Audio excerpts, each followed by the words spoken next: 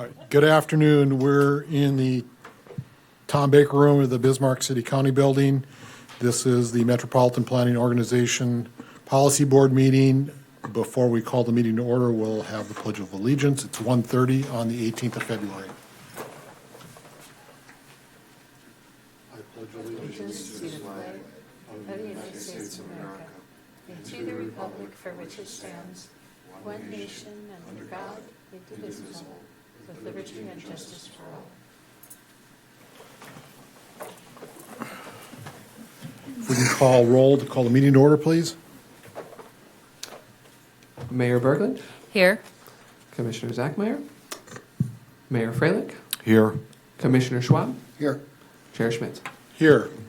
First item is review and possible approval of the minutes from the January 21st meeting. I make a motion to approve. I don't have good luck with Okay, I will second that. Is there any discussion? Here none, we'll call roll. Mayor Berglund. Yes. Mayor Freilich. Yes. Commissioner Schwab. Yes. Chair Schmidt. Yes.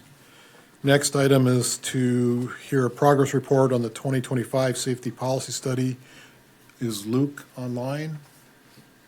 I am online. Can you hear me? Yes. All right. Thank you, Chair Schmitz. Going to jump right in with the progress report. We just kicked this project off and have been holding progress call meetings with Bismarck-Mandan MPO every other week. We did hold our first kickoff steering committee meeting on January 27th to kick off the project, go over scope of work, schedule. We are looking at a timeline through the end of the year with wrap up no later than December 31st, 2025. We're working with local jurisdictions on data requests. Some of that also includes data from NDDOT. So we're coordinating that, and we'll be hitting the ground running on crash analysis to begin with public engagement to start later this spring, early summer. We do have a plan, brand, and logo finalized, and we'll be getting a project webpage up shortly. I think that's covering everything right now. We are currently doing a literature and policy review to ensure that the safety policy study aligns with best practices and the solid foundation of safety planning efforts in the region, in the state, and at the national level. So we are doing that as well to ensure that we're aligned with best practices. So yeah, we'll be moving fast and furious here, and there'll be a lot more to share moving forward. Okay. Any questions? Okay. Thank you, Luke. Thank you. Next, item 5 is the 2025 ITS RA update. Kim? Thank you, Chair. Last month, we had an addendum come before us. It was provided to us by the Advanced Traffic Analysis Center, which is part of NDSU. The addendum was to our master agreement with ATAC for our modeling services, and it would cover the update to the Intelligent Transportation Systems regional architecture for the Bismarck-Mandan MPO. Upon TAC's recommendation of approval, this board did approve the addendum, and so we are ready to kick this project off. And to help us do that, we do have Dr. Sherijad Hassan with ATAC on the line with us today, and he's going to provide us a little bit of information to give us a better idea of what intelligent transportation systems are, what they mean to the Bismarck MPO region, and what this project will do to upgrade our ITS regional architecture. Sherijad, are you on with us right now? Yes, I am. I will turn it can over you hear to me? Yes.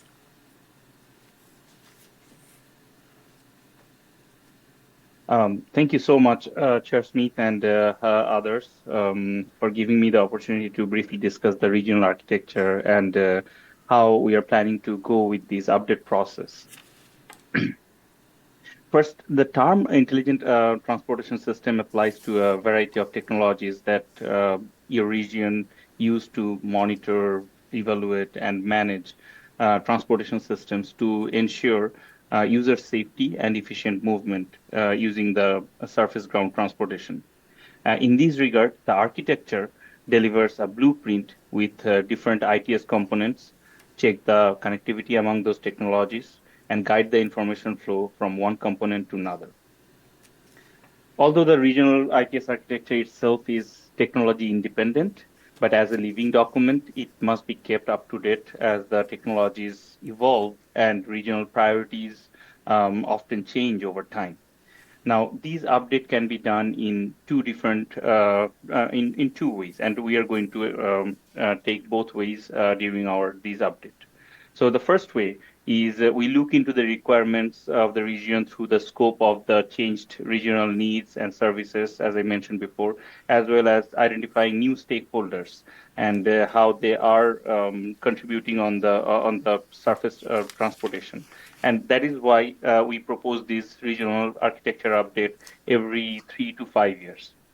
But for this second way, we also look into different projects that have been completed in this region since the last update. And in ATAC, we have been privileged with some of those information from NDDOT as part of the system engineering checklist. So some project update that we're expecting to learn from the stakeholders during the meetings. And for each of those identified projects, we will connect those project details with the existing architecture to identify any required changes. And finally, another reason for the update is to follow the primary guideline provided by the National Architecture Cooperative and Intelligent Transportation System, which is an USDOT authorized platform for upholding your architecture. Currently, we have for the Bismarck-Mandan, we have the architecture prepared with version 8.2, which will be updated with the capability offered with the newest possible version, which is version 9.3. Here I have a snapshot of the current physical architecture for the MPO, which was last updated based on the input from the stakeholders in 2021.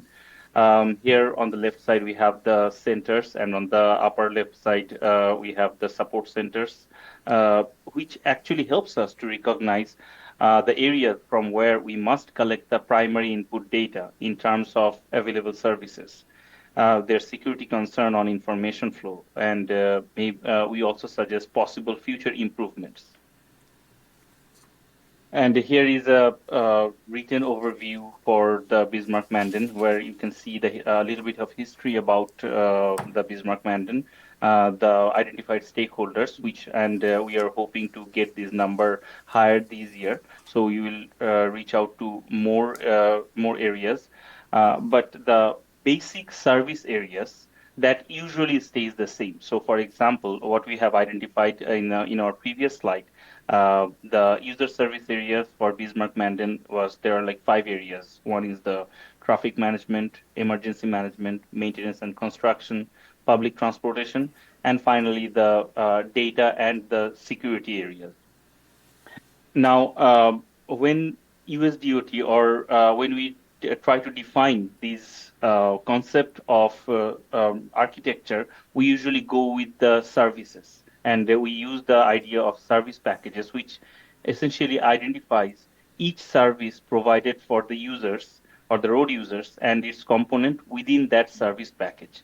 And in our last update, we had 22 service packages, which was existing in our region.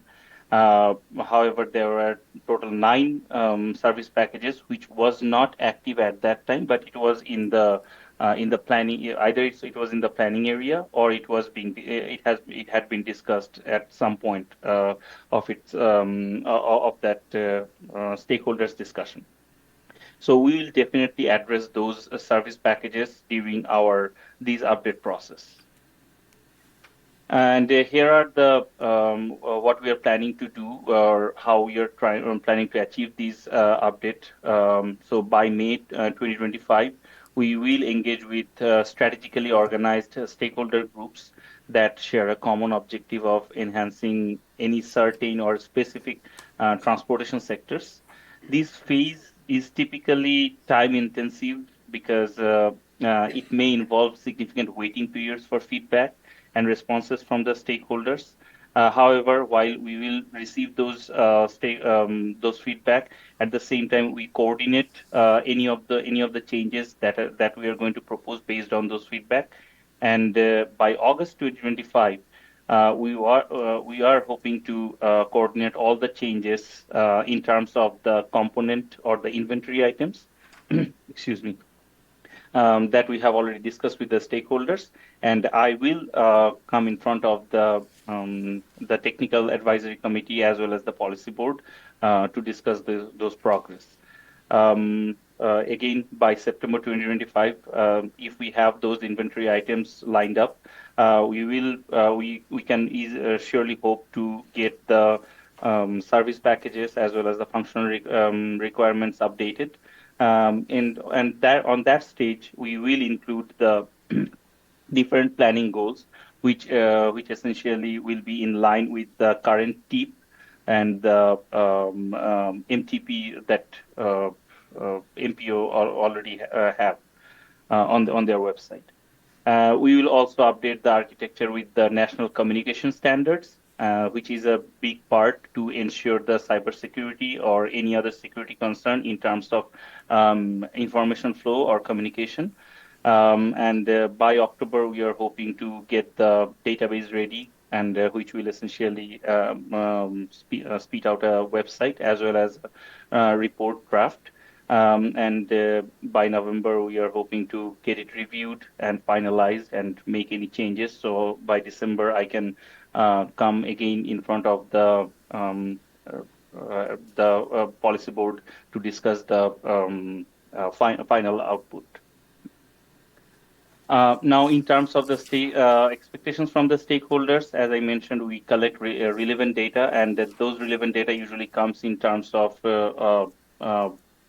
what is the expectations of the users from these road networks to make those system works. What are the capabilities that those stakeholders need, and what would be their roles and responsibilities in to make those system efficient. And for that, we already started an initial correspondence for participation, where we are reaching out to the stakeholders for a kickoff meeting, and from there we will make small groups of stakeholders where we will do individual meeting with them. And for the stakeholders who will not be able to join those meetings, we will prepare a survey for them, which will essentially ask for the same update information that I just have mentioned, and we can collect data from those two. The only thing that we requested our stakeholders for on this occasion is any feedback on the changes that we are proposing based on our discussion. So because that's the only item that can be challenging when we go through this update process. So that's all I had for today. Thank you for your time again, and I'll be now open for any questions. Are there any questions? Doesn't appear to be any. Thank you, sir. Thank you so much.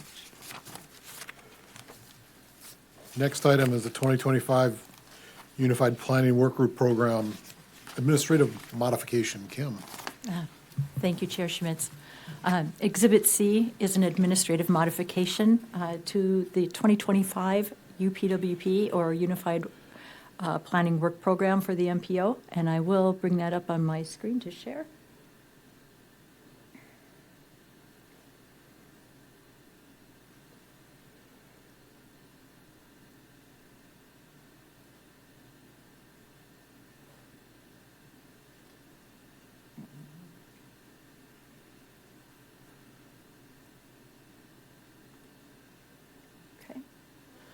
And for anybody following along at home or here on your computer, that does begin on page 17. What this is a funds transfer within the task of 102 in the MPO's 2025 budget and work program. The MPO's public participation plan and also the UPWP itself does state that the MPO is allowed to transfer funding or move funding between items within a task to an amount up to 10% of the total cumulative yearly amount. And we can do that without having a formal amendment for North Dakota Department of Transportation, Federal Highway, and Federal Transit to approve. Now, the 10% threshold for our adopted 2025 budget is $85,521. We found it necessary, pardon me, we found it necessary to find an additional $41,205 within our 2025 UPWP to support the beginning and completion, the total study for the safety policy study that was originally anticipated to start in 2024, but did not get kicked off until 2025.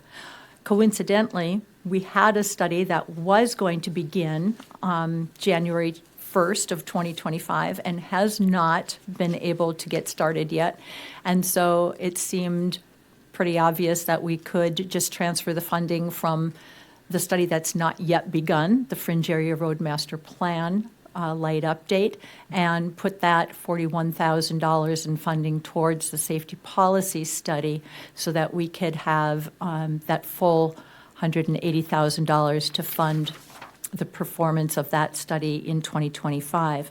What you see in this administrative modification just basically lays that out on paper. It shows that $41,205 was taken from the Fringe Area Road Master Plan study. It was transferred into the safety policy study for 2025.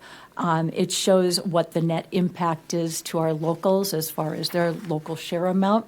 I did contact Morton County, City of Lincoln, and Burleigh County regarding their share amounts, excuse me, as they all did see increases to their local share. Burleigh County informed me that they were fine with that. City of Lincoln had no concerns, and no concerns were raised by Morton County, either through my phone message or at the meeting this morning. I'm going to direct your attention to page 19 now.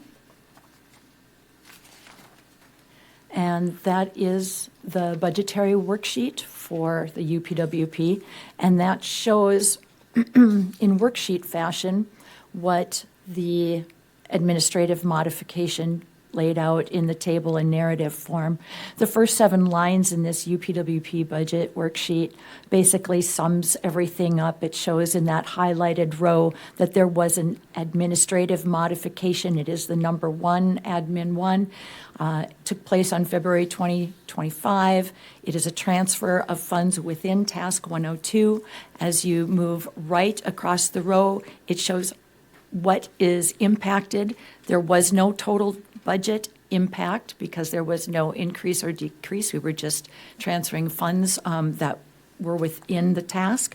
It shows impacts to our local jurisdictions. Bismarck and Mandan both had a decrease in their local share, while Burleigh, Morton, and Lincoln did experience a slight increase in their local match share. It does say under the notes that the transfer of funds between studies in Task 102 was the reason for this administrative modification.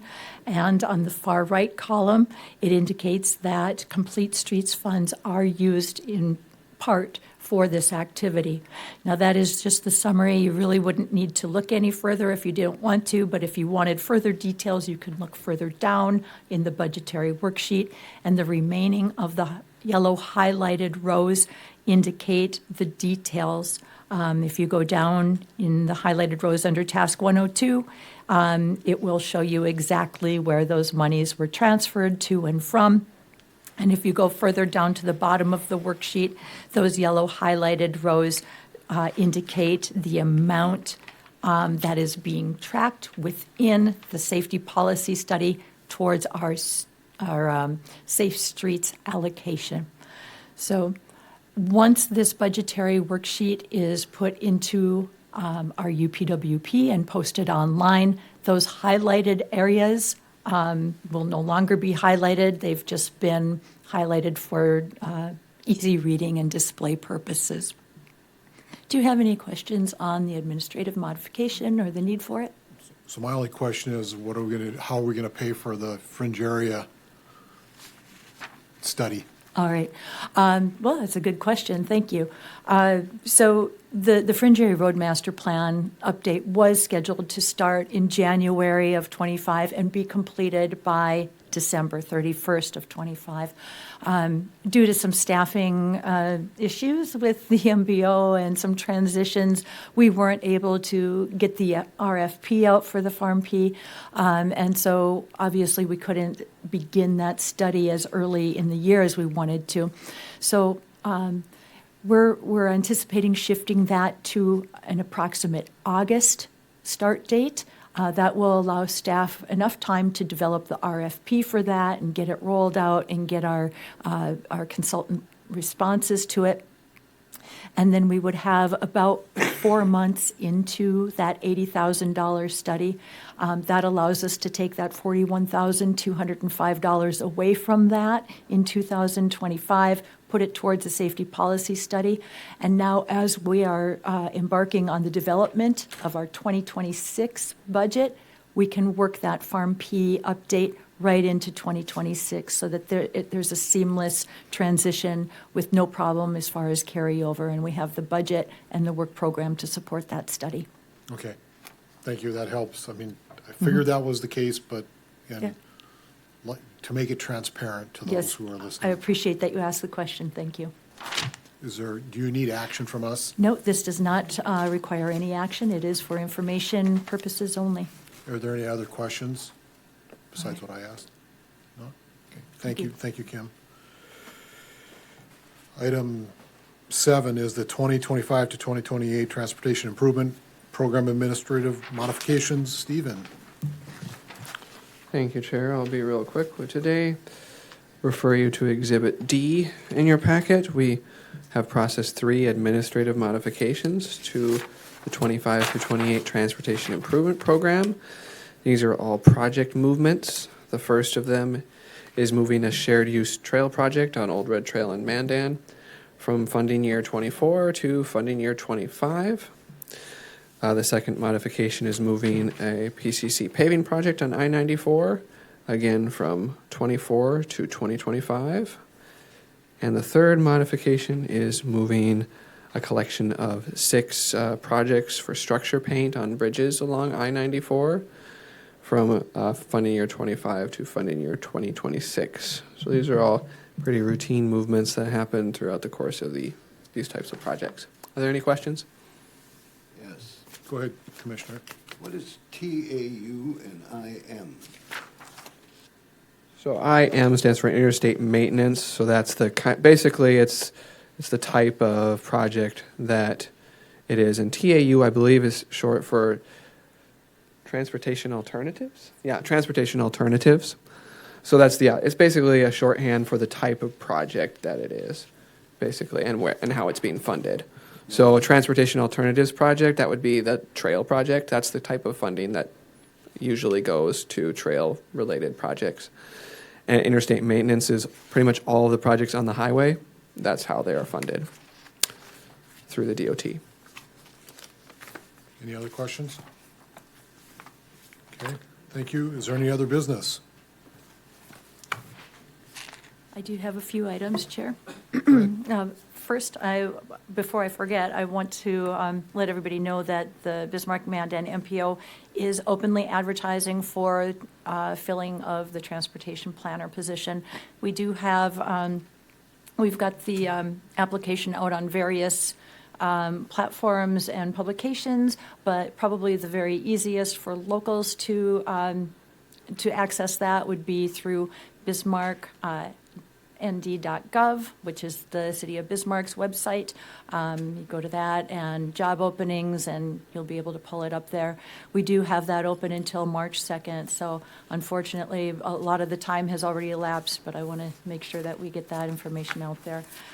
Secondly, I'd like everybody to know, and most of you have probably seen this already, I did send an email out previously, but Big Sky Rail is providing us with our first government partner program benefit, and that will be a webinar that's going to be held on February 27th at 11 a.m. Central Time. I encourage everybody who is even remotely interested in this subject to go ahead and register. Even if you don't feel that you can attend that webinar, just by registering, that would ensure that they will provide you with a link to the recording that you can watch it afterwards. And just a little spoiler alert, we've had some questions that have been provided by our jurisdictions specific to the restoration of passenger rail in our area. I've provided those to Big Sky Rail, and they will be addressing some of those questions and providing some Q&A time as part of the webinar for us specifically. And then finally, I'll just kind of back up to something that we've been talking about. Back in June, we put in an application for a bicycle-friendly community status. This was a renewal of our bronze status through the League of American Bicyclists. The whole review time took a little bit longer than anticipated, but we finally did get the result that our bronze designation has been renewed for another 4 years. So that's exciting news for us. And that's all I had for the good of the order. Thank you very much for your time. Anyone else have other business? Not, we stand adjourned. Thank you.